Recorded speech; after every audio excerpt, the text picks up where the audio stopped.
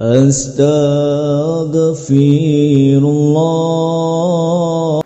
Assalamualaikum warahmatullahi wabarakatuh. Alhamdulillah wassalatu wassalamu ala rasulillah wa ala alihi wa sahbihi wa bawalah wa la hawla wa la quwata illa billahi wa ba'd. Para pemirsa dan para pendengar yang dimuliakan Allah subhanahu wa ta'ala, alhamdulillah di siang hari ini kita bisa diperjumpakan oleh Allah subhanahu wa ta'ala lewat media. Walaupun kita tidak bisa bertatap muka secara langsung, akan tetapi sebagaimana Allah subhanahu wa ta'ala kumpulkan kita di media ini, kita hanya berharap kita juga bisa dikumpulkan di surga Allah subhanahu wa ta'ala. Salawat dan salam tentunya demi keberkahan majelis di siang hari ini kita hadiahkan kepada Rasul kita, Nabi besar Sayyidul Awwalin wal Akhirin, Muhammad ibn Abdullah salawatullah wa salamuhu alaihi. Allahumma salli ala Sayyidina Muhammad wa ala alihi wa sahbihi ajmain. Ma'asyiral muslimin yang dimuliakan Allah subhanahu wa ta'ala, tak terasa rasanya waktu ini berjalan dengan sangat cepat sekali. Apakah ini masuk dalam sabda Nabi sallallahu alaihi wasallam bahwa salah satu tanda-tanda kiamat adalah iqtirabuz zaman, di mana zaman itu akan berlalu dengan sangat cepat. Tiba-tiba hari pergi, datang minggu. Minggu berlalu, datanglah bulan. Bulan menghilang, datanglah tahun. Tahu-tahu kita sudah, mungkin sebagian kita mencapai usianya 40 tahun, 50 tahun, dan begitu seterusnya. Begitu juga Ramadan yang kita rasakan hari ini. Kemarin ketika kita di bulan Sya'ban, rindu rasanya kita ingin berjumpa dengan Ramadan. Kemudian kita masuk di bulan Ramadan. Rupanya tak terasa Ramadan itu terus bergulir sehingga sekarang kita masuk di 10 tengah bulan Ramadan. Karena kita tahu bahwa Ramadan itu terbagi menjadi 3. 10 awal, 10 tengah, dan 10 akhir. Dan kita berada di 10 tengah. Artinya kita berada di tengah-tengah Ramadan. Ma'asyiral muslimin yang dimuliakan Allah azza wa jalla, tentu banyak pertanyaan yang harus dijawab. Apakah 10 awal Ramadan yang sudah lewat dari kehidupan kita, yang tidak mungkin kembali, apakah merubah kita? Apakah kita sudah berubah? Ucapan kita berubah, pandangan kita berubah, hati kita berubah, tingkah laku, perbuatan, akhlak kita berubah. Apakah puasa yang selama ini kita lakukan sudah merubah kepribadian kita? Apakah qiyamul lail, tarawih kita juga sudah merubah kepribadian kita?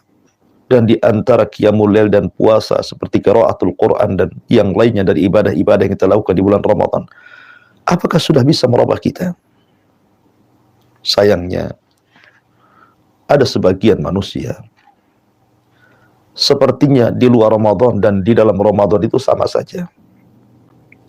Walaupun Ramadan sudah berlalu 10 hari, tetap saja ucapannya tidak berubah. Masih suka menggibah. Pandangannya tidak berubah. Masih suka memandang yang haram. Hatinya tidak berubah. Masih memberikan peluang untuk hasad, dengki, dan dendam. Seolah-olah puasa dan tarawih itu sama sekali tidak berasar dalam kehidupannya. Jangan-jangan puasa kita persis seperti yang disabdakan Nabi sallallahu alaihi wasallam, "Rubbas shaim laisa lahul jaza illa al-ju' wal 'atsh." Berapa banyak orang-orang yang berpuasa itu tidak diberikan balasan dan ganjaran oleh Allah subhanahu wa ta'ala, kecuali hanya menahan lapar dan dahaga saja. Lalu apa faedahnya?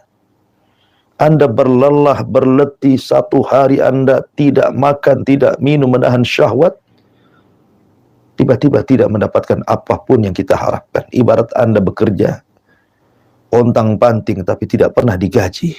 Apa rasanya? Ma'asyiral muslimin yang dimuliakan Allah Subhanahu wa taala, harusnya 10 awal Ramadan lewat itu sudah bisa merubah kita. Tapi sayang, kondisi pasar, kondisi jalan-jalan, kondisi rumah-rumah kaum muslimin, dengan kesibukan mereka dengan keluarganya, dengan bisnisnya, dengan handphonenya, dengan hiburan-hiburannya, dengan televisinya, sebagai dalil bahwa rupanya Ramadan tidak merubah mereka. Ma'asyiral muslimin yang muliakan Allah Azza wa Jalla. Pertanyaan kedua, 10 awal Ramadan sudah berlalu. Apakah hati kita masih tetap keras? Sehingga kita tidak bisa membuka Al-Quran. Ramadan bulan Quran. Jangan meninggalkan Al-Quran di bulan Quran. Ramadan bulan Quran. Jangan meninggalkan Al-Quran karena kesibukan-kesibukan yang tidak penting melebihi daripada Al-Quran. Ma'asyiral muslimin, para pendengar dan pemirsa yang dimuliakan Allah Subhanahu wa taala. Ada sebagian orang yang berlalu 10 akhir Ramadan, dia puasa, dia qiyamul lail, tapi rasanya berat dia membaca Al-Quran walaupun hanya 1 lembar. Bahkan walaupun hanya 1 huruf, dia tidak sempatkan untuk membaca Al-Quran. Kalaupun dia sempat membaca Al-Quran, terkadang membaca Al-Quran hanya sebatas ketika ada keluangan waktu, itu pun tidak berjam-jam dia duduk membacanya. Terkadang baru sebentar kita membaca Al-Quran, tiba-tiba ada telepon, tiba-tiba ada WA, tiba-tiba ada panggilan. Maka dengan mudahnya kita tutup mushaf, kemudian kita pergi, padahal ternyata panggilan WA ataupun SMS itu tidak jauh lebih penting dibandingkan membaca Al-Quran. Terkadang hanya berjumpa dengan kawan, ngobrol, sibuk dengan keluarga, sibuk dengan urusan-urusan pekerjaan. Jangan tinggalkan Al-Quran di bulan Al-Quran. Karena orang yang tidak membuka mushaf Al-Quran, artinya 10 akhir Ramadan, 10 awal Ramadan berlalu, tidak melembutkan hati kita dengan Al-Quran. Padahal Nabi SAW mengatakan kepada Abi Dzar, ya Aba Dzar, iqra'ul Quran, fa innahu nurun fid dunya wa dukhrun fil akhirah. Ya Aba Dzar, bacalah Al-Quran, karena Quran itu cahaya bagi engkau di dunia dan tabungan bagi engkau di akhirat. Ya, karena nanti pada hari kiamat semua manusia berhajat kepada lawyer, kepada para pengacara. Boleh jadi bukan hanya 1 lawyer atau pengacara, kita butuh ribuan pengacara. Tetapi di akhirat tidak bisa kita membayar pengacara di hadapan Allah, karena pengacaranya juga butuh pengacara. Sehingga yang bisa membela kita pada hari kiamat hanyalah amalan kita, salah satunya adalah bacaan Al-Quran. Dialah penyelamat kita pada hari kiamat berdasarkan sabda Nabi SAW, iqra'ul Quran fa innahu ya'ti yaumal qiyamah syafi'an li ashabi. Bacalah Al-Quran, karena Al-Quran itu akan mendatangi para pembacanya pada hari kiamat, menjadi syafaat bagi para pembacanya. Kalau ada orang mengatakan, Ustadz, saya tidak lancar baca Al-Quran, sehingga akhirnya malas karena tidak lancarnya. Ingat, orang yang tidak lancar membaca Quran, tetapi dia punya kesungguhan untuk membaca Quran, Nabi menghabarkan gembira dengan hadisnya, bahwa Anda akan mendapatkan 2 pahala. pahala kesungguhan Anda, dan pahala bacaan Anda. Berlalunya Ramadan 10 awal, ternyata hati kita masih keras. Satu lembar Al-Quran pun kita tidak pernah baca. Maka saya nasihatkan, jangan tinggalkan Al-Quran di bulan Quran. Jangan sibukkan berpaling dari Al-Quran di bulan Al-Quran. Pertanyaan yang ketiga, berlalunya 10 akhir Ramadan, rupanya belum bisa menggerakkan kita pun untuk kasihan dengan manusia. Sifat rahmat belum tertanam, sehingga untuk bersedekah itu rasanya masih berat. Padahal banyak di bulan Ramadan orang-orang yang mereka bukan berpuasa di Ramadan saja, tapi di luar Ramadan mereka suka berpuasa. Artinya karena susah mendapatkan makan dan minum.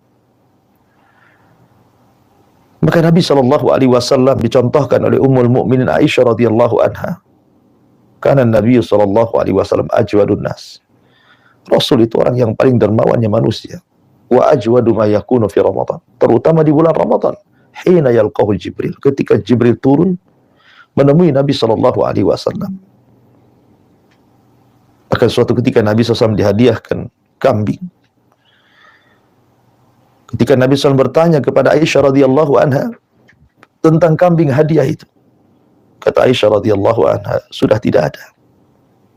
Yang tersisa hanya kakinya kambing, karena semua disedekahkan. Artinya di bulan sedekah, jangan sampai 10 hari berlalu sementara kita tidak bersedekah. Sedekah tidak harus besar, yang penting ikhlas. Nabi SAW mengatakan, man fattara as-saim kana lahu ajru saim. Siapa yang memberi makan orang yang berpuasa, maka dia mendapatkan pahala orang yang berpuasa itu tanpa mengurangi pahala dia sedikit pun. Berlalunya Ramadan belum menggerakkan kita menjadi ahli sedekah. Kemudian pertanyaan yang keempat, Ramadan sudah berlalu 10 hari, kita berada di 10 tengah Ramadan. Tetapi sebagian manusia tidak tergerak untuk berlomba-lomba melakukan kebaikan. Yang ada justru berlomba-lomba melakukan keburukan. Kita lihat apabila sudah mendekati waktu berbuka, hampir di semua tempat di negeri kita ini, pada asar saja jam 4 atau setengah 5, orang sudah berbondong-bondong ke tempat-tempat kuliner. Mereka memilah dan memilih makanan-makanan yang layak mereka makan saat berbuka. Terkadang tidak mengindahkan aurat mereka, baik yang membeli ataupun yang menjual. Tidak mengindahkan soal ikhtilat, campur baurnya laki-laki dan perempuan. Terkadang terlampau lama mencari makanan. Terkadang semua dia beli. Ternyata hal yang penting sebelum berbuka tidak dilakukan. Apa itu? Berdoa. Nabi SAW mengatakan, lis-shaimi da'watun la turad. Bagi orang yang berpuasa itu ada doa yang tidak mungkin ditolak oleh Allah Subhanahu wa taala. Sibuk dengan urusan perut, lupa pula dengan urusan doa. Dan itu kebanyakan kaum muslimin terjerumus kepada perkara seperti ini. Tidak salah kita mencari makanan untuk berbuka. Tapi kalau seandainya kemudian seseorang kemudian lebih lama pada hal-hal yang mubah atau mungkin bisa menjerumuskan kepada menghilangkan pahala puasa, maka sebaiknya berbukalah seperti Nabi SAW ajarkan kepada kita. Sederhana dalam berbuka, cukup dengan kurma, dengan air putih. Yang jelas inti masuk Ramadan itu supaya kita bisa mendekatkan diri lagi kepada Allah Subhanahu wa taala. Dan yang terakhir, bahwa 10 akhir Ramadan itu ditentukan dari 10 awal dan 10 tengah Ramadan. Jadi 10 tengah yang kita sedang hadapi ini menentukan 10 akhir Ramadan. Kalau kita di 10 tengah ini semakin rajin membaca mushaf, semakin rajin berpuasa, tarawih, zikir, lebih meningkat ibadahnya dibandingkan 10 awal, saya pastikan di 10 akhir Ramadan kita akan lebih lagi sungguh-sungguh. Dan itu yang digambarkan oleh Ummul Mukminin Ummuna Aisyah radhiyallahu anha. Kana Nabi sallallahu alaihi wasallam idza dakhala al-asra, apabila Nabi sallallahu alaihi wasallam masuk di 10 akhir Ramadan, syadda mi'zarahu, dia kencangkan sarungnya, wa ahya lailatahu, dan dia hidupkan malamnya, wa aiqadha ahlah, dan dia bangunkan keluarganya untuk sama-sama beribadah kepada Allah Subhanahu wa taala. Maka Ramadan sudah berada di pertengahan, di 10 tengah. Maka jangan sampai kemudian 10 awal berlalu dari kita tidak merubah sama sekali baik ibadah kita dan kepribadian kita. Wallahu a'lam bishawab. Ini sebagai mukaddimah di acara ATKJ. Silahkan bagi Anda yang ingin bertanya, akan memberikan kesempatan dan saya berikan kepada moderator. Falyatafaddal mashkur. Dalam tadi banyak dalam peluang ini, dan insyaallah akan sangat bermanfaat dan juga suatu pelajaran kita semuanya kaum muslim muslimat dalam meneruskan ibadah puasanya di 20 hari, kurang lebih 20 hari ke depan nantinya, insyaallah. Amin.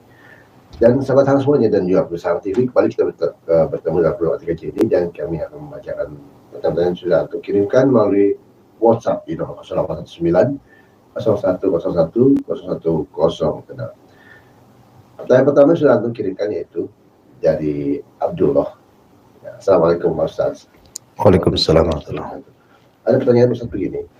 Bagaimana caranya Ustaz kita membayar utang puasa yang Ramadan yang sudah lama, Ustaz? Iya, alhamdulillah, salatu wassalamu ala rasulillah. Amma ba'du, bagaimana cara membayar hutang yang sudah bertumpuk-tumpuk, mungkin beberapa Ramadan dia punya hutang tapi tidak mau membayarnya. Kemudian Allah berikan hidayah, dia sadar, kemudian dia teringat dengan hutang-hutang Ramadannya. Macam mana cara membayarnya? Begitu kurang lebih pertanyaannya. Ma'asyiral muslimin yang dimuliakan Allah Subhanahu wa taala. Kalau kita punya hutang kepada manusia, tentu manusia akan mengejar-ngejar kita. Maka sama apabila seorang berhutang dengan Allah Subhanahu wa taala, maka Allah pun akan memberikan sanksi, bahkan lebih parah dibandingkan sanksi manusia. Bahkan Nabi SAW tidak mau menyolati orang yang punya hutang kepada manusia. Bagaimana hutang itu kepada Allah Subhanahu wa taala? Maka Rasul mengatakan, "Fallahu ahaqqu an yuqda." Maka hutang kepada Allah itu lebih layak untuk dibayar dibandingkan hutang kepada manusia. Karena itu mencakup keselamatan kita, dunia kita dan akhirat kita. Maka bagi Anda yang sudah terlanjur banyak hutang karena beberapa Ramadan Anda tidak mau bayar, kemudian dapat hidayah, baru Anda ingin membayar karena teringat dosa-dosa, maka pertama bertobatlah kepada Allah Subhanahu wa taala. Jangan Anda lakukan kalau Anda kemudian memang sengaja tidak mau bayar atau karena kelalaian, maka bertobatlah kepada Allah Subhanahu wa taala. Karena seorang hamba apabila bertobat kepada Allah, maka Allah akan bukakan pintu tobatnya. Yang kedua, ini menjadi ranah khilaf para ulama. Al-Imam Ibnu Qudamah dalam kitabnya Al-Mughni jilid yang ketiga dalam bab puasa, beliau berpendapat, menukilkan beberapa pendapat baik para sahabat Nabi Shallallahu Alaihi Wasallam seperti Ibnu Abbas, Ibnu Umar, Abu Hurairah dan yang lainnya, bahwa orang yang punya hutang Ramadan, mungkin 2 Ramadan atau 3 Ramadan sebelumnya, maka kewajiban dia 2. Pertama, dia harus mengqadha Ramadan. Yang kedua, dia harus membayar fidyah. Berat. Karena semakin melanggar tentukan hukumannya juga semakin berat. Selain qadha, Anda harus bayar fidyah. Tetapi ada pendapat yang lain, pendapat Hanafi, mazhab Hanafi, tidak perlu bayar fidyah, tapi tetap qadha. Artinya ada kesamaan, sama-sama diqadha. Cuman khilafnya hanya apakah dia perlu fidyah atau tidak, itu saja. Oleh karena itulah maka bertakwalah kepada Allah, bertobatlah kepada Allah, ingat-ingat kira-kira berapa hutang Anda. Kira-kira, dikira-kira saja. Ya, karena kalau orang yang lupa gitu kan, bagaimana cara menghitungnya dan bagaimana cara mengqadhanya? Maka para ulama mengatakan orang yang lupa maka dia harus mengingat-ingat. Ya, mengira-ngira, mengingat-ingat sampai betul-betul dia ingat. Kalaupun tidak ingat, maka ambil angka terbesarnya supaya mungkin antara 10 atau mungkin 20. Tapi kita masih ragu. Ya. Maka kalau begitu ya sudah ditambah saja. Kemudian setelah itu kalau keluar Ramadan, maka perbanyaklah puasa sunnah. Perbanyaklah puasa sunnah karena kita sudah melalaikan puasa yang wajib. Wallahu a'lam. Baik, kita susul jawabannya dengan Mas Abdul dan juga sahabat mana yang mungkin punya masalah yang sama, yaitu bingung untuk cara membayar puasa Ramadan yang sudah berlalu. Seperti tadi sudah saya paparkan bahwasannya antum bisa membayar dengan mengqadha puasanya, atau setelah bulan Ramadan selesai antum mungkin bisa pelan-pelan membiasakan untuk puasa sunnah. Yeah. Kembali di pertanyaan kedua dari Abu Safira. Assalamualaikum Ustaz. Waalaikumsalam warahmatullahi. Ini pertanyaannya agak sedikit Ustaz ya, agak sepertinya tidak mungkin, tapi kadang ada juga Ustaz yang seperti ini mengalami. Apa Ustaz, dia selalu tidur sebelum maghrib dan tidak bangun kecuali setelah fajar esok hari ya Ustaz. Apakah puasa sah untuk besok Ustaz? Ya, alhamdulillah. Nabi SAW bersabda, "Malam yubayyitis siyam fala siyamalahu." Barang siapa yang tidak niat puasa di malam harinya, maka tidak dianggap puasa di siang harinya. Hadis ini berlaku kepada puasa wajib dan tidak berlaku kepada puasa sunnah. Sebab puasa sunnah itu boleh niat dadakan. Seperti Nabi SAW di pagi hari datang ke rumah istri-istrinya, bertanya, "Hal indakum syai', apakah ada sesuatu yang bisa kumakan?" Kata istri-istrinya, "Tidak ada." Maka Rasul mengatakan, "Idzan inni shaim." Kalau gitu saya puasa. Artinya Rasul niat dadakan. Itu hanya berlaku di puasa sunnah. Tapi di puasa wajib lain. Puasa wajib itu beda. Makanya Rasul mengatakan, "Malam yubayyitis siyam fala siyamalahu." Barang siapa yang tidak niat di malam harinya, maka tidak dianggap puasa Ramadan di siang harinya. Ma'asyiral muslimin yang dimuliakan Allah Azza wa Jalla. Makanya para ulama ada yang menyarankan sebaiknya dalam rangka kehati-hatian, niatlah di awal Ramadan itu, niatkan kita puasa 1 bulan. Tidak perlu setiap malam niat, maksudnya. Itu demi kehati-hatian. Kecuali kalau seandainya di pertengahan Ramadan kemudian kita batal karena kita safar, kita batal karena mungkin wanita-wanita haid, maka selesai hilang safarnya atau selesai hilang haidnya, kita perbaharui lagi niatnya. Tapi dengan niat di awal Ramadan untuk puasa 1 bulan itu kan bisa membantu kehati-hatian, karena tadi kasusnya seperti Anda akhirnya tidur sebelum maghrib, atau Allah bangunkan Anda setelah subuh pula, berarti 3 sholat lewat, dan Anda pun harus mengqadha sholat, karena Rasul mengatakan, "Man nama an salatin aw nasiyahu falyusalli idza dzakarahu." Apabila seorang tertidur ataupun lupa dan dia belum sholat, maka sholatlah ketika ingatnya. Akan tetapi karena ini adalah di luar kemampuan dia, dia tidur sebelum maghrib, artinya belum masuk waktu malam gitu ya. Kemudian dia tidak niat karena tertidur gitu ya. Maka para ulama mengatakan boleh dia niat ketika dia terbangun. Ada yang membolehkan seperti itu. Jadi ketika di pagi hari Anda terbangun, langsung niat, dan itu dianggap sah puasanya. Wallahu a'lam. Saya Ustaz. Dia jawabannya Ustaz tadi juga salah satu juga yang ada kehati-hatian juga. Iya. Dan salah satu ya mungkin sama hal ada yang melalui hal ini tentunya yang mungkin tidak tahu sebenarnya kemana. Insya Allah jawabannya Ustaz tadi bisa memberikan suatu pengertian dan pemahaman yang baik buat kita semuanya. Kembali kita akan membacakan pertanyaan-pertanyaan yang sudah terkirimkan yang melalui WhatsApp. Ini dari Aslan di Batam. Assalamualaikum Ustaz. Ustaz, bagaimana hukumnya bila pasangan suami istri itu belum mandi junub Ustaz setelah subuh? Itu puasanya sah atau enggak Ustaz? Iya, alhamdulillah. Junub itu bukan pembatal puasa. Junub itu pembatal sholat. Karena termasuk hadas besar. Dan tidak ada pembatal-pembatal puasa itu junub.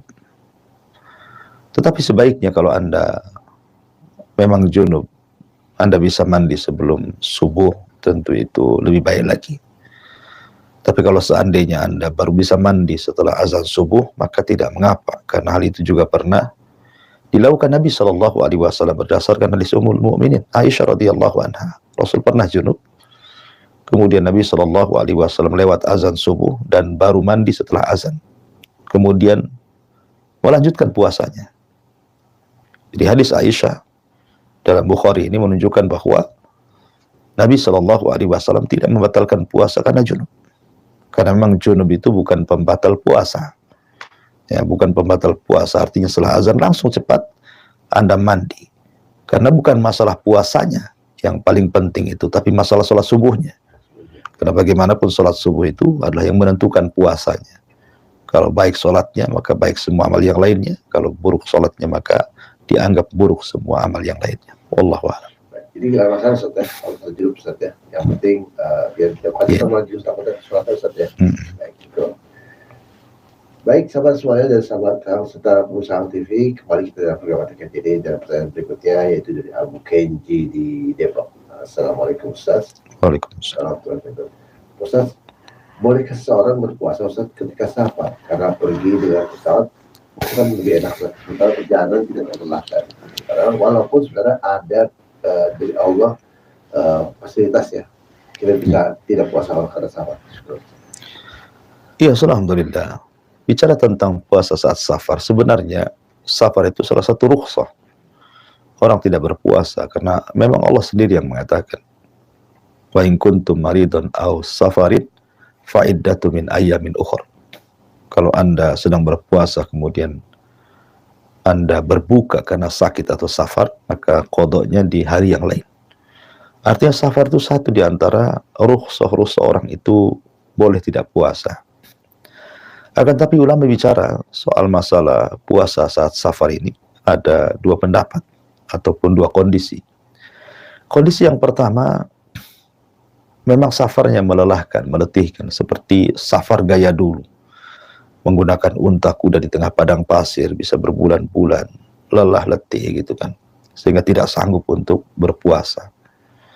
Maka kalau seandainya orang yang kemudian safarnya seperti ini, melelahkan, memaksakan, ketika safar itu berpuasa padahal Anda lelah, Anda haus sekali, Anda lapar sekali, maka sebaiknya jangan puasa. Karena Nabi SAW mengatakan, laisa minal birri asyamu fis safar. Tidak ada kebaikan orang yang safar ketika safar kalau dalam kondisi seperti ini.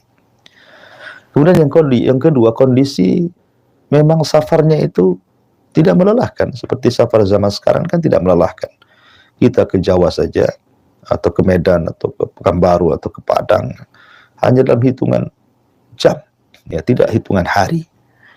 Bahkan di pesawat sendiri ada AC-nya, kemudian turun di bandara juga ada AC-nya, masuk mobil pula pulang kampung ada AC-nya. Jadi apa yang membuat kita lelah? Membuat kita membatalkan puasa. Maka kalau dalam kondisi yang kedua ini ada dua pendapat. Yang pertama, lebih utama batal karena tadi ada hadis tidak ada keutamaan bagi orang yang safar berpuasa. Yang kedua, lebih baik meneruskan puasanya. Kenapa? Karena momen Ramadan itu tidak akan Anda dapati di luar Ramadan. Momen Ramadan tidak akan Anda dapati di luar Ramadan. Kita ini di bulan Ramadan, mumpung di bulan Ramadan, walaupun ketika safar kita mendapatkan keutamaan dan keistimewaan Ramadan, maka puasalah kalau Anda sanggup. Dan bukan memaksa, ya bukan memaksa, tetapi memang bisa kita berpuasa, sanggup. Sebagaimana ketika kita mukim, ketika safar sama saja kita sanggup, maka sebaiknya berpuasa karena mengambil momen Ramadan. Yang kedua, abradi dimah, supaya kita tidak punya hutang. Karena punya hutang itu berat. Ya, punya hutang itu sangat berat sekali. Kemudian yang ketiga, supaya kita bisa mengamalkan hadis Nabi Shallallahu Alaihi Wasallam, "Man shama Ramadan, summa atba'ahu sittan min Syawal, kana kasyamu dahrin." Barang siapa yang puasa Ramadan, kemudian diikuti dengan 6 hari bulan Syawal, maka Anda sama seperti puasa 1 tahun. Sebelum mengatakan bahwa barang siapa yang puasa Ramadan itu full, walitukmilul iddah, supaya kita menyempurnakan bilangan. Ya, mulai dari tanggal 1 sampai tanggal 30 atau sampai tanggal 29, kita sempurnakan bilangan ini. Sehingga kita masuk bulan Syawal, kita sudah tidak terbebani lagi dengan puasa Ramadan. Ya, maka dilihat dua kondisi tadi, dan pendapat yang kuat sebaiknya berpuasa dibandingkan tidak berpuasa kalau ada kesanggupan. Wallahu a'lam. Baik, Ustaz. Jadi dia buat sahabat saya yang sudah memberikan tadi juga tentunya mewakili juga mungkin antum semuanya juga sahabat semuanya juga bersama TV yang mungkin tidak sempat bertanya dan ingin menanyakan bagaimana sih hukumnya kalau misalnya safar ataupun safar itu tidak melelahkan ya. Semua tadi jawaban dari Ustaz tadi memberikan suatu pengertian dan pemahaman tentang bagaimana safar yang harus dikodok dan safar yang bisa terus dijalankan bersama dengan ibadah kita ini. Baik, kembali kita lanjut di pertanyaan yang sudah mungkin dengan sahabat semuanya. Kali ini dari umur kita ya, baik. Assalamualaikum Ustaz. Waalaikumsalam. Ustaz, mengapa kemaksiatan ini mestinya terjadi satu bulan Ramadan? Padahal seperti kata dalam satu hadis, setan itu sedang dibelenggu oleh Allah. Syukur Ustaz. Ya, pertanyaan selanjutnya, barakallahu fiik. Bagaimana orang bisa bermaksiat di bulan Ramadan padahal syaitan itu sudah diikat tadi belenggu? Maka jawabannya bahwa penyebab maksiat itu dari dua sisi. Pertama, dari penyakit syahwat. Yang kedua, dari penyakit syubhat. Syahwat ini sumbernya hawa nafsu. Sementara syubhat itu sumbernya setan. Artinya ketika setan dibelenggu di bulan Ramadan, berarti menutup satu penyakit saja yang disebut dengan syubhat. Tapi penyakit syahwat tidak bisa ditutup. Karena syahwat itu berasal dari hawa nafsu, tidak ada mengait dengan setan. Artinya walaupun setan itu tidak menggoda manusia, ada saja manusia itu berbuat jahat. Karena pendorong dan pemicunya ada hawa nafsu. Dan hawa nafsu tidak ada kaitan dengan setan. Tetapi sebenarnya Ramadan ini bisa kita kalahkan dua-duanya. Baik hawa nafsu ataupun setan. Hawa nafsu dengan cara berpuasa. Karena puasa itu bisa menekan syahwat. Syahwat makan, syahwat minum, syahwat berhubungan gitu ya. Kalau yang mubah saja kita tidak melakukannya seperti makan minum. Ataupun yang halal saja kita tidak melakukannya. Melakukan hubungan intim bersama istri. Bagaimana yang haram? Yang halal saja tidak boleh, apalagi yang haram. Yang mubah saja tidak boleh, apalagi yang haram. Artinya hawa nafsu kita ditekan betul-betul oleh puasa ini. Kemudian di malam hari setan ditekan betul-betul dengan qiyamul lail, dengan bacaan Al-Quran. Karena setan tidak suka dengan orang yang baca Quran. Apalagi kalau sudah orang yang baca Quran itu sampai di sujud tilawah, kemudian dia sujud, maka setan akan semakin sedih dan murka dan mengatakan, sungguh Allah memerintahkan hamba ini sujud, dia pun sujud, maka dia dapat surga. Dan Allah pernah perintahkan aku sujud, tapi aku tidak sujud, maka berhaklah aku masuk neraka. Kemudian dia menangis. Ya, artinya bahwa setan juga di bulan Ramadan itu tidak bisa bergerak gitu ya. Dan dengan bacaan Quran kita bisa kalahkan, bukan hanya terikat saja, tapi dengan bacaan Quran kita bisa kalahkan. Harusnya ketika hawa nafsu sudah bisa ditekan dengan puasa, kemudian setan bisa ditekan dengan qiraatul Quran, harusnya orang itu berubah, tidak maksiat. Tapi kenapa pula masih maksiat? Tadi saya katakan, boleh jadi setan sudah dikalahkan, tapi hawa nafsu belum dikalahkan. Boleh jadi pendorongnya adalah hawa nafsu, bukan dari setan. Wallahu a'lam. Berarti apa bisa dikatakan itu? Berarti setan dari orang manusia, saya kata. Ya setan dari golongan manusia, termasuk setan juga mengajak kepada kebaikan atau keburukan. Tapi hawa nafsu bisa menolaknya. Hawa nafsu kan bisa memfilter. Nafsu kita itu bisa memfilter. Kalau nafsunya baik gitu ya, maka dia bisa menolak. Tapi kalau memang dasarnya nafsunya jelek, la ammaratun bisu, merintahkan kepada keburukan, ya pasti akan kayung bersambut kan gitu ya. Ketika kawannya mengajak keburukan, dia ikut. Ya, wallahu a'lam. Baik, saya cukup jawabannya dari ibu ini. Pertanyaannya yang sederhana tadi ya, tentang bagaimana satu bisa terjadi, namun di bulan Ramadan semuanya jawabannya bisa memberikan satu pengertian buat umur kita dan juga sahabat suaham yang dia mengalami hal ini. Baik, kembali kita bertemu di program KJRI dan kembali di pertanyaan selanjutnya. Salam semuanya dari Ummu Kalista. Assalamualaikum Ustaz. Assalamualaikum warahmatullahi wabarakatuh. Baik, Ustaz, bolehkah kita mengulang bacaan surat yang sama ketika selanjutnya surat terakhir Ustaz?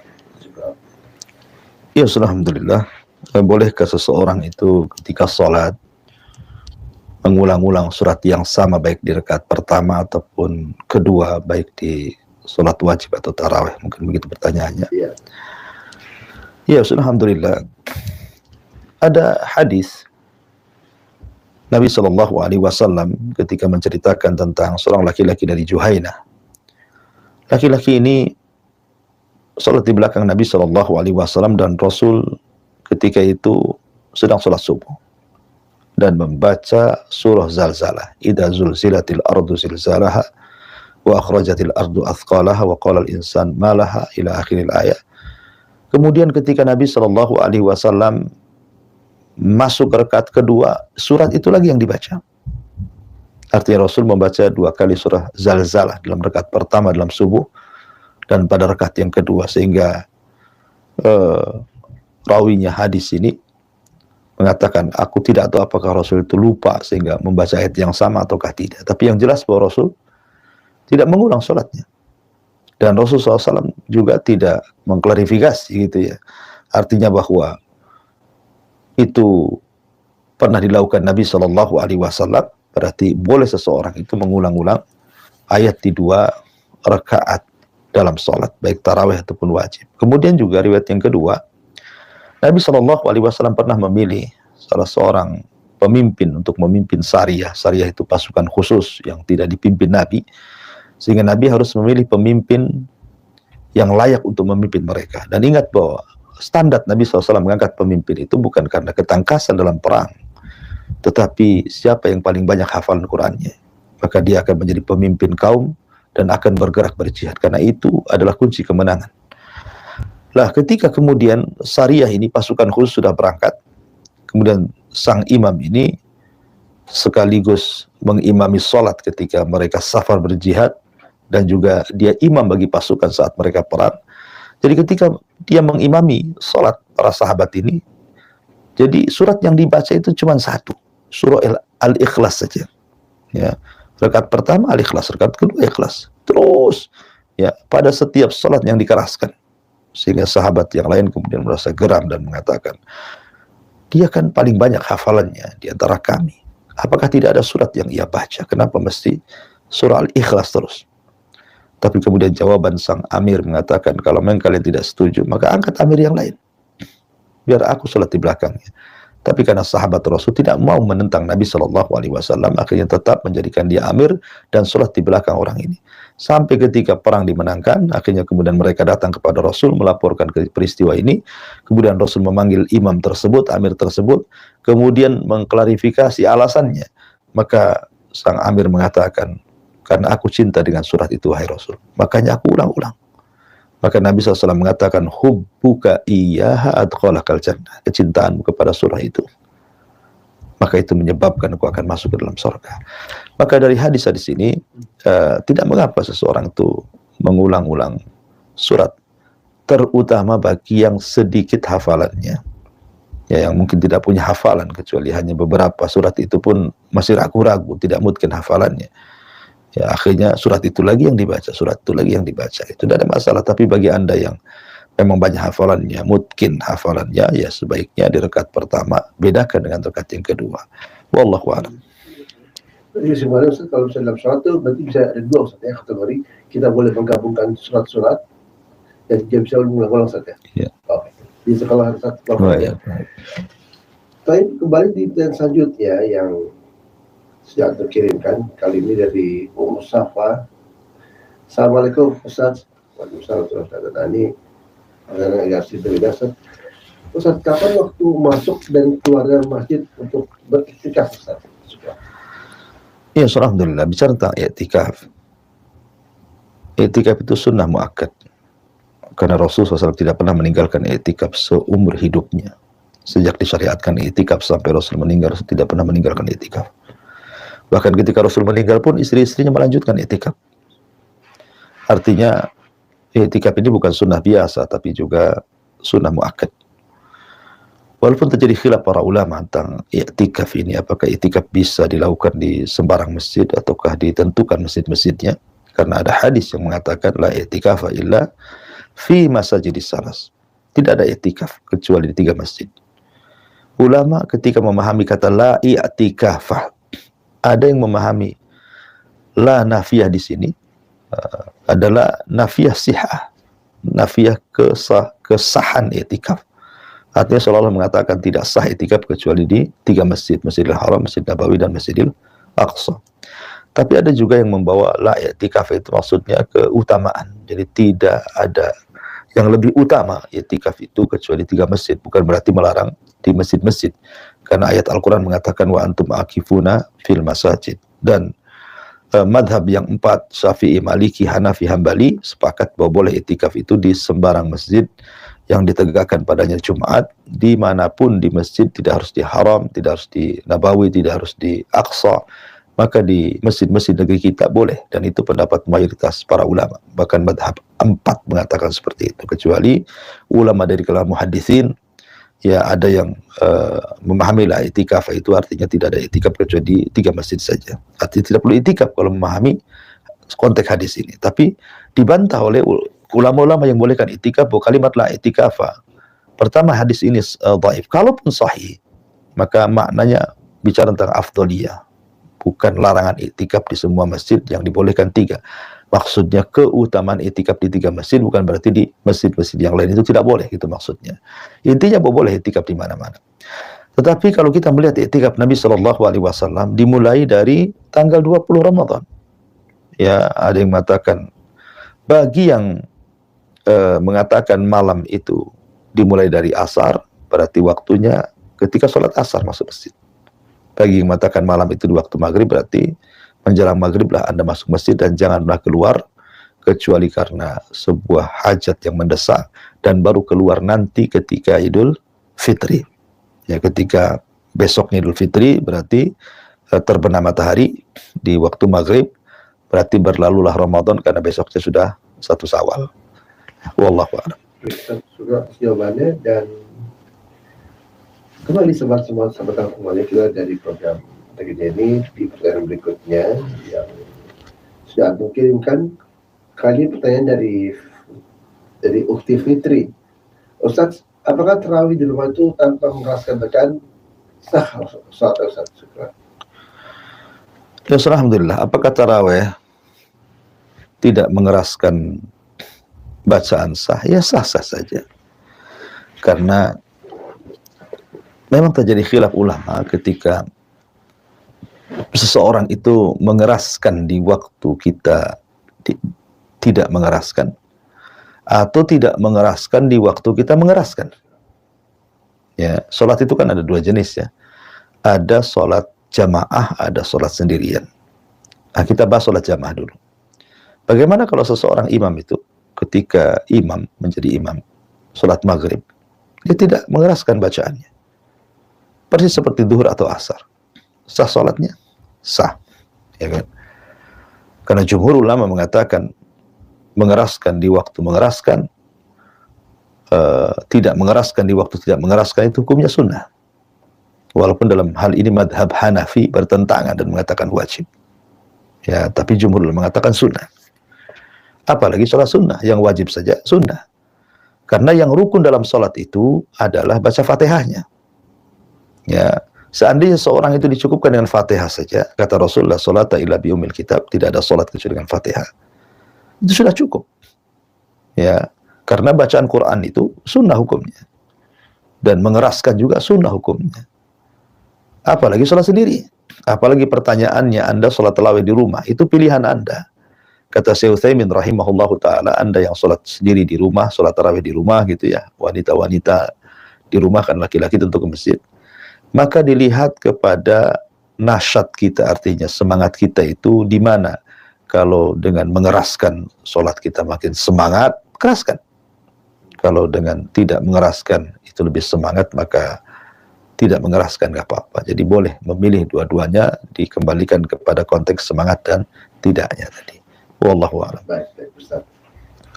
Dan selanjutnya itu ada pertanyaan. Iya, pertanyaan dari Kemal di Batam. Assalamualaikum Pak Ustaz. Waalaikumsalam warahmatullahi wabarakatuh. Ustaz, adakah keutamaan Ustaz bila ada seorang yang meninggal pada bulan Ramadan, apalagi di saat dia sedang berpuasa? Ya? Alhamdulillah. Adakah keutamaan orang yang meninggal di bulan Ramadan? Dalil khusus tidak ada. Dalil umum banyak. Seperti Nabi SAW mengatakan, "Atakum Ramadan, futihat abwabul jannah, wa ghuliqat abwabun niran, wa sufidati syayatin." Apabila datang bulan Ramadan, pintu surga dibuka, pintu neraka ditutup, setan-setan diborgol. Kemudian juga keutamaan-keutamaan banyak di bulan Ramadan. Dari dalil umum ya ada, tapi dalil khusus tidak ada kecuali puasa. Orang yang meninggal saat puasa ada dalil khusus. Jadi orang yang saat meninggal saat puasa, maka dia husnul khotimah. Ya. Artinya kalau kita meninggal saat siang hari di bulan Ramadan sedang berpuasa, maka masuk dalam sabda Nabi Shallallahu Alaihi Wasallam tentang keutamaan orang yang meninggal saat puasa.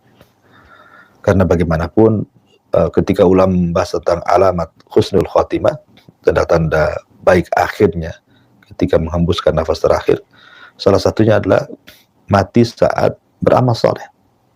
Karena Nabi SAW mengatakan, kalau Allah Subhanahu wa taala menghendaki seorang kebaikan, as-salahu, ya, ista'malahu, dalam riwayat seperti itu. Apabila Allah menghendaki seorang kebaikan, pasti Allah akan mempekerjakan orang ini. Kemudian sahabat bertanya, apa yang dimaksud Anda wahai Rasul mempekerjakan orang itu? Maka Rasul mengatakan, yuwaffiquhu ila amalin saleh. Maka Allah akan berikan taufik kepadanya untuk melakukan amal saleh, dan ditutup dengan itu. Ya, jadi dalil khusus tidak ada, tapi dalil umum banyak. Ya, kecuali meninggal saat puasa. Wallahu a'lam. Baik, Ustaz. Ya, tentang saya dari Kemal ini tentang meninggal setelah semuanya, tentunya baik ya kalau misalnya kita bisa meninggal dalam keadaan melakukan perbuatan baik, khususnya di dalam keadaan kita sedang berpuasa. Sudah dikatakan oleh Ustaz tadi, ada keutamaannya. Dan kembali kita di pertanyaan berikutnya yang sudah aku kirimkan sahabat semuanya dari Abdullah di Batam. Apa Ustaz tadi menanyakan, haruskah sholat tarawih Ustaz bersambung dengan sholat isya Ustaz? Maksudnya tarawih itu dikerjakan langsung setelah isya, atau misalnya jika jemaah itu sepakat Ustaz tidak bisa habis isya, mungkin tunda dulu kapan itu lalu bisa dilakukan sholat tarawih selanjutnya Ustaz? Ya, pertanyaan ini pernah ditanyakan kepada Syekh Shalih Fauzan hafidhahullahu ta'ala tentang apakah sholat tarawih ini langsung setelah isya, dan dia menjawab ya. Dan itu amal salaf, amalan para salaf seperti itu. Dari sejak Nabi, kemudian juga sahabat Umar bin Khattab radhiyallahu anhu ketika mengumpulkan manusia, sholat tarawih 1 bulan diimami oleh Ubay bin Ka'ab, itu langsung setelah isya. Jadi habis isya, kemudian rawatib, kemudian tarawih. Itu amalan Nabi, itu amalan para sahabat, dan juga amalan para ulama. Itu yang berlaku seperti itu, dan itu sunnahnya seperti itu. Jadi habis isya langsung tarawih gitu ya. Berbeda dengan tahajud. Ya, kalau tahajud itu kan sholat setelah tidur, dan umumnya dikerjakan di separuh malam atau sepertiga malam akhir gitu ya. Tapi kalau tarawih itu kan qiyamul lail yang diawalkan. Ya, makanya kata beliau, kalau seseorang itu kemudian habis isya, kemudian pulang dulu, kemudian entah jam 10 nanti tiba-tiba berkumpul beberapa orang kemudian melakukan taraweh, ya secara sunnah tidak ada contohnya. Ya karena amalan salaf itu memang langsung setelah Isya. Ya setelah Isya kemudian rawatib kemudian taraweh. Itu saya ambil dari fatwa Syekh Shalih Fauzan hafizahullah taala. Wallahu a'lam. Tapi kalau seandainya orang melakukannya apakah sah-sah saja? Ya, tapi untuk mengambil contohnya sulit gitu ya. Iya. Atau misalnya begini, misalnya untuk membedakan biar ada jeda itu, jadi setelah sholat Isya ada sedikit khutbah baru tarawih itu nggak boleh saja. Ya nggak ada masalah, itu kan bukan memisahkan antara Isya dengan tarawih, maka langsung itu cuman jeda saja hanya beberapa menit, kultum bahasanya kan begitu. Walaupun sebenarnya kultum ini juga bukan rangkaian daripada tarawih itu sendiri. Jangan masukkan kultum itu bagian daripada rangkaian tarawih. Artinya ada kultum atau tidak ada kultum tidak mempengaruhi tarawih sama sekali. Mungkin mengambil kultum itu karena mengambil momen, ya momen di mana manusia mudah berkumpul. Kapan lagi menasihati orang kecuali ketika saat Ramadan. Di hari yang spesial saja. Iya, wallahu a'lam. Baik Ustaz, dan Ustaz ada pertanyaan terakhir di kesempatan pada hari ini yang insya Allah ya yang bisa membahaskan dan jawab pertanyaan ini banyak bermanfaat. Dan kali ini ada pertanyaan dari asal di mata Ustaz. Ustaz, Ramadan setiap tahun itu tersebut kita kenal Ustaz. Bahkan sekarang ibadah puasa sekarang masih kurang maksimal Ustaz karena kurang waktu. Mungkin bisa mau pencerahan Ustaz agar puasa Ramadan ini bisa bermanfaat dan tidak terlalu dengan sia-sia Ustaz. Iya. Bismillahirrahmanirrahim. Tadi sudah saya jelaskan di muqaddimah, memang waktu itu semakin hari berjalan sangat cepat. Saya analogikan seperti ini. Al-Imam An-Nawawi rahimahullahu ta'ala itu meninggal di waktu muda. Tapi karyanya untuk orang cerdas sekelas hari ini, siapapun yang paling cerdas, tidak ada yang sanggup untuk membuat karya sehebat yang pernah ditorehkan oleh Imam Nawawi. Banyak kitab yang dia karang, berjilid-jilid, seolah-olah dia memiliki usia panjang, padahal usia dia pendek. Tapi karyanya luar biasa. Kalau ditulis orang sekarang itu bisa mungkin bertahun-tahun. Ya usianya sudah hilang, mungkin tulisannya belum selesai itu bahasanya. Ya wajar saja mungkin di zaman Imam Nawawi satu harinya lebih panjang dibandingkan satu hari di zaman sekarang, sehingga memungkinkan untuk menulis begitu. Ya karena memang sabda Nabi juga seperti itu. Mau di akhir zaman itu memang waktu akan mudah berlalu begitu saja dengan cepat, tahu-tahu duhur, tahu-tahu asar, tahu-tahu maghrib. Dan ini sangat membahayakan bagi kehidupan kita. Karena ketika cepatnya waktu, berarti usia kita akan semakin dekat ya dari kematian. Dan ketika cepatnya waktu juga kesempatan untuk beramal soleh pun semakin pendek. Oleh karena itu maka nasihatkan kalau memang Allah berikan taufik kepada yang bertanya, subhanallah, dia merasa bahwa puasanya merasa kurang gitu ya. Lalu apa yang harus diamalkan gitu. Maka perbanyak ibadah. Walaupun Anda bekerja, di sela-sela pekerjaan Anda bisa berzikir, Anda bisa baca Quran dari hafalan. Ya, atau mungkin beli mushaf kecil gitu ya, yang bisa Anda baca ketika Anda duduk. Atau sekarang kan ada aplikasi mushaf di handphone, kita bisa buka gitu ya. Artinya ambil manfaat-manfaat ketika puasa itu, bukan hanya mengandalkan puasanya saja, tapi kalau lebih dari itu ada tambahan pahala lain seperti baca Quran, berzikir, silaturahim, bersedekah atau apalah amalannya gitu ya, supaya betul-betul puasanya bermakna. Ya, jadi pahalanya itu akan banyak sekali, bukan hanya dari sisi puasa tapi ibadah-ibadah yang lainnya. Ya, itu saja mungkin yang bisa saya nasihatkan. Wallahu a'lam bishawab. Saya kembalikan ke moderator, fal yatafadhal mashkura. Baik, ya Ustaz. Ustaz Abu Marud, jazakallahu khairan Ustaz atas paparan dalam materi ini. Tentunya insya Allah jawaban-jawabannya sudah